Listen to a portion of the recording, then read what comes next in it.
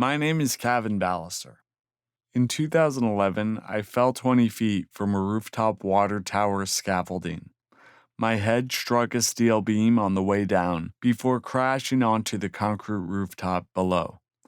I was immediately rushed to the hospital and put on life support. While in a coma, an MRI revealed a severe diffuse axonal injury, which is one of the most devastating types of brain injury. Statistically, over 90% of patients with this injury never regain consciousness, and most of those who do will often remain in a persistent vegetative state. I am very fortunate to be alive. In the first few months following my accident, I endured 2 comas that lasted several weeks, one from the initial fall and one induced. I woke in a severe brain fog with significant memory loss, coordination issues with the left side of my body, and I was unable to eat, walk, or talk for months.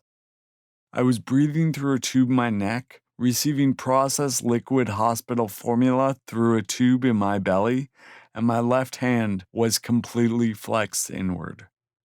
Prior to this event, I was a 27-year-old musician and entrepreneur making music and sharing it with the world. Whatever plans I had for my life at that point came to a screeching halt when I found myself literally tied down to a hospital bed, with no real guarantee that I would ever get up. I was a child once again, a 27-year-old child, completely dependent on those around me. Following the acute stages of my brain injury, I found myself in the most difficult of circumstances I could have imagined. My goals became a lot more simplistic. I was no longer asking myself when my next gig would be, but instead was asking myself when I could take a bite of real food again, when I could go outside, or when my inward flexed hand would return to a position where I could grip the neck of my guitar again. I needed to regain everyday faculties if I were to aim higher, and this realization stung. The life I had known was over, and I had a long road ahead of me if I were to ever feel alive again. Once my condition was stabilized, navigating the physical and emotional toll of my new circumstances was only a small part of what I would need to do to recover my brain function. There were times when I felt helpless and stuck, but I learned to use my frustration to motivate me to regain autonomy. Despite the damage to my brain, I was able to recognize that wallowing in my misfortune would not bring me any closer to recovery.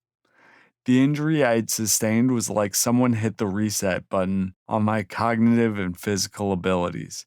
Yet I was in a position where I could still observe myself learning and redeveloping. I would need to teach myself how to walk, talk, eat, and handle a ball, or any object for that matter. I would also need to relearn how to think. I would need to relearn the actual process of learning so I could teach my brain and body how to do all of the things that I had lost my ability to do, and I had lost so many of my abilities. I did not know if I'd ever recover enough to lead a normal life, but I vowed that if I did get better, I would work to share the most effective tools that I've found throughout my recovery. The book you're listening to is in line with that vow, and you can find more on social media, guest appearances, and on feedabrain.com. In the wake of my brain injury, I was lucky enough to be introduced to a particular eating and supplement regimen. Soon after implementing this nutritional practice, I began to regain clarity. I did not realize it at the time, but I had been in a fog since my injury.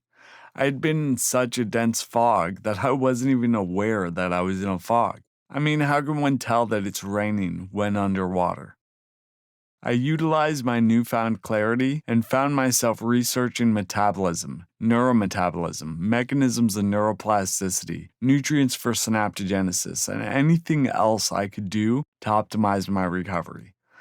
I was soon contacting practitioners of many different specialties across the globe so that I could better understand everything I could about the plastic nature of the brain or its ability to change and repair itself. I was studying like my life depended on it, because it did.